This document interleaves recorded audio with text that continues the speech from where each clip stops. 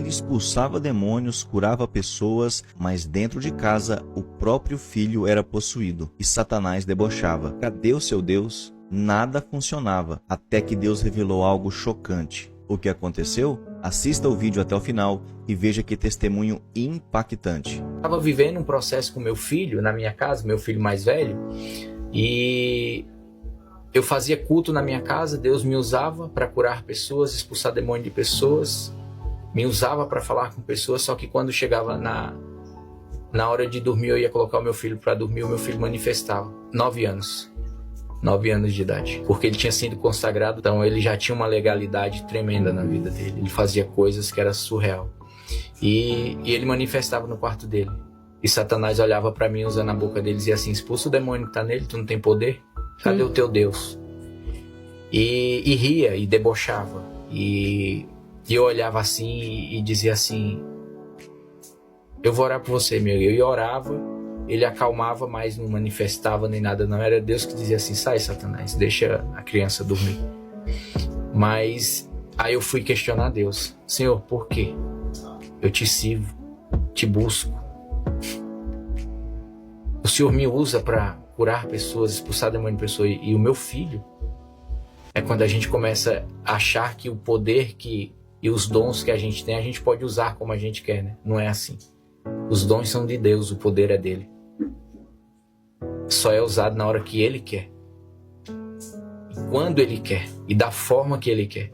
Aí foi quando Deus falou no meu coração: a libertação dele não vai ser dessa maneira. Eu não te chamei para trabalhar de imposição de mão. Seu ministério não é esse, eu vou te ensinar o que é libertação. Aí foi quando ele falou: a libertação dele vai vir através do seu amor. Eu falei: através do amor? Então ele não vai ser liberto nunca, porque eu não sei o que é amar. Nossa, Como forte. que eu vou... Ele vai ser liberto. Então o Senhor está dizendo que o meu filho vai viver assim para sempre? Ele falou: não. Quando você ligar para o seu pai e pedir perdão para ele. Aí eu falei: eu não vou fazer isso. Ele falou: então pronto. Então não me indague por que está acontecendo isso com ele. E até quando você vai suportar? Até Satanás te envergonhar? Porque você não quer quebrar o seu orgulho? Então o meu filho, ele via eu ser usado por Cristo. Ele via os dons de Cristo através da minha vida. Ele via eu falar de Deus. Ele via eu abraçar pessoas, chorar junto com aquelas pessoas, mas não via eu fazer isso, como se diz assim, permitir através da minha vida Deus curar ele. Então, resumindo, ele via um pai que vivia um ministério mentiroso, porque eu pregava um Deus, mas não vivia esse Deus na minha vida. Porque a gente acha que viver Deus é carregar uma Bíblia embaixo do braço e ir para uma congregação, fazer parte de um corpo. Isso não é viver Deus. Viver Deus é renúncia, é obediência. É abrir mão de tudo aquilo que você imagina para fazer simplesmente a vontade dele. Isso é viver Deus. Aí foi quando eu entendi que era necessário eu quebrar o meu orgulho, o meu ego e pedir perdão pro meu pai. Aí Deus foi falar assim: vai pro restaurante. Acorda agora e vai pro restaurante. Isso era 2 horas da manhã. E eu fui pro restaurante. Cheguei lá e eu tinha muito medo do escuro. E o restaurante, ele tinha quase 1.000 metros quadrados. Era como se fosse uma choupana, lá na zona sul de São Paulo, que Deus me deu ele. E eu fui lá. E Deus falou: deita no chão aí, com a cara no chão. E eu deitei. Só assoprei assim para tirar o pó. E deitei com a cara no chão. E ele foi e falou assim: eu vou te explicar eu quero que você fale pro seu pai. Deus começou a falar, ponto a ponto. Eu quero que você fale para ele que você pede perdão pelos anos que você julgou ele, pelos anos que você esperou ele te pedir perdão e você se frustrou, pelas vezes que você esperou no Natal, fim de ano e aniversário ele te desejar as datas e você não ouviu, pelas agressões que ele fez na sua vida, pelo abuso que você sofreu, pelos anos que você se sentiu rejeitado, por tudo que você julgou ele. E eu fui e falei assim: só isso? É fé. Resumindo, eu fui e liguei pro meu pai. Deu 7 horas da manhã, eu tinha conseguido o telefone dele durante esses 2 meses com minha sobrinha e liguei pro meu pai. Quando eu liguei, ele nem lembrava que eu existia. Falei: oi pai, seu filho Júnior. Quem? Júnior? Júnior?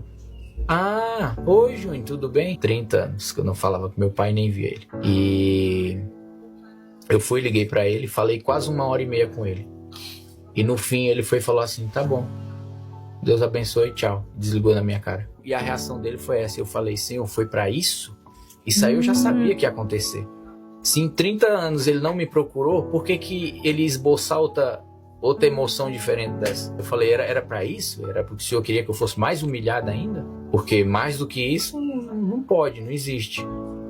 E Deus simplesmente falou para mim assim, você lembra tudo que você falou para ele? Eu falei, lembro. E dentro de você, como que tá? Aí eu fui e falei assim, como assim? Lembra de tudo? Eu falei, lembro. E aí, dentro de você? Porque antes você falava, você chorava. E agora? Você tem alguma mágoa dentro de você? Eu falei, não, tá normal. Eu falei, você não entendeu? O perdão não era pra eu curar ele. Era pra eu curar você. Agora você volta na sua casa e faça isso com seu filho. Aí é que você vai entender o que é libertação. Aí eu cheguei na minha casa e falei assim, filho, o pai precisa falar com você. Eu preciso mostrar pra você quem é o seu pai. Aí foi quando eu cheguei pro meu filho e falei assim, eu nunca te amei. Eu nunca te aceitei como filho, porque eu atribuía a separação de eu e de sua mãe a você.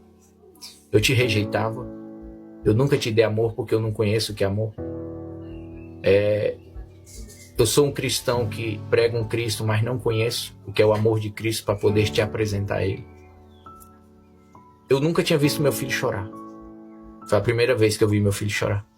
Porque ali ele estava dizendo, esse é o meu pai. Esse é o pai que tirou a capa. Tirou a máscara. E realmente é o pai que Satanás dizia que ele era.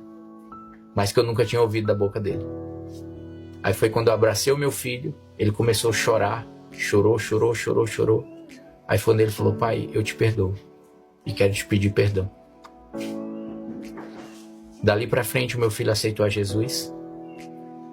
Com 3 meses que ele aceitou a Jesus, ele chegou pra mim e falou, pai, eu quero descer as águas. E quando eu vi meu filho se batizando, descendo as águas, pra mim foi a maior vitória do mundo. Porque eu orei pela vida dele 5 anos, vendo ele manifestar dentro de um quarto. E quando eu vi Deus concluir ali o que Deus tinha me prometido, que Deus ia libertar, curar ele e salvar ele, eu olhei assim e falei, Senhor, o que eu tinha de viver, eu já vivi. Pra mim já tá ótimo. Porque só em saber que o meu filho te conheceu através da minha vida, isso não tem preço. Porque quantos filhos de cristãos e pastores estão longe dos caminhos do Senhor e da igreja porque não veem no Pai o Cristo que eles pregam. Milhares. Não são poucos, não são muitos. E por eu ver aquilo não tem nem como explicar. Passou um filme, uma história na minha vida, naquele momento que eu vi meu filho descer nas águas. Ali era um sentimento de missão cumprida. Porque foi quando eu falei, pronto, Senhor, agora ele é teu. Agora é o Senhor e ele. A minha parte, o que eu pude fazer, eu fiz. E ali foi onde Deus começou a me ensinar sobre cura interior e libertação.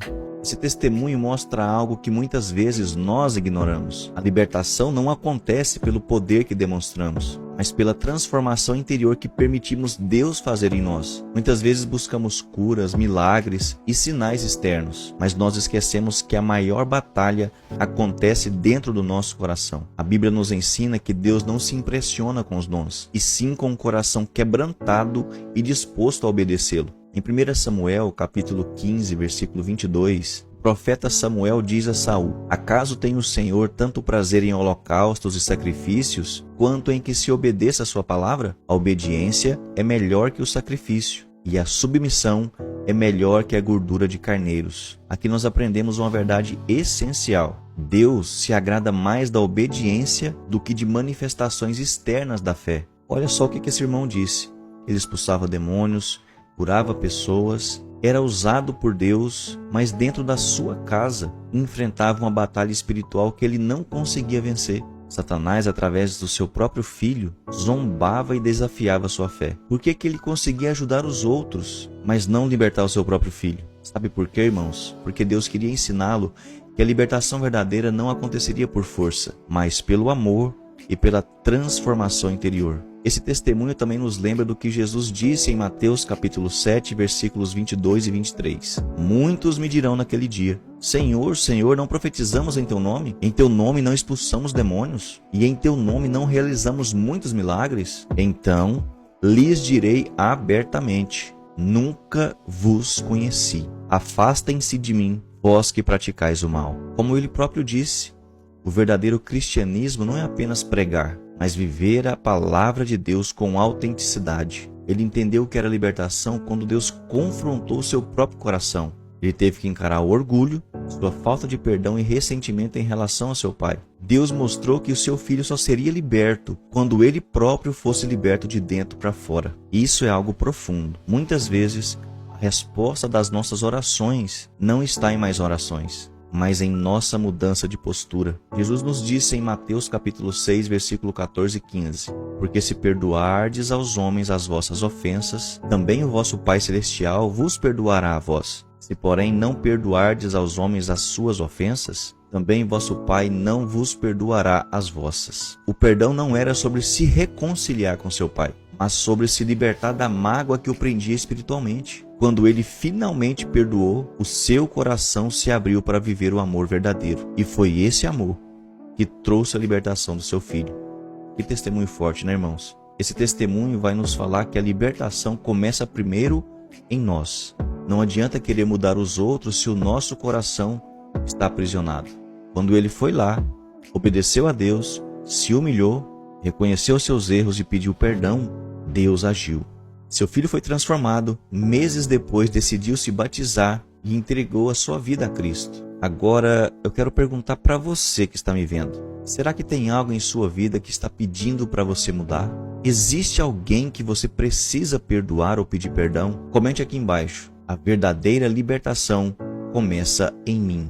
Se esse testemunho tocou seu coração e falou com você, deixe o seu like, deixe o seu comentário aqui embaixo e compartilhe esse vídeo para que mais pessoas sejam alcançadas.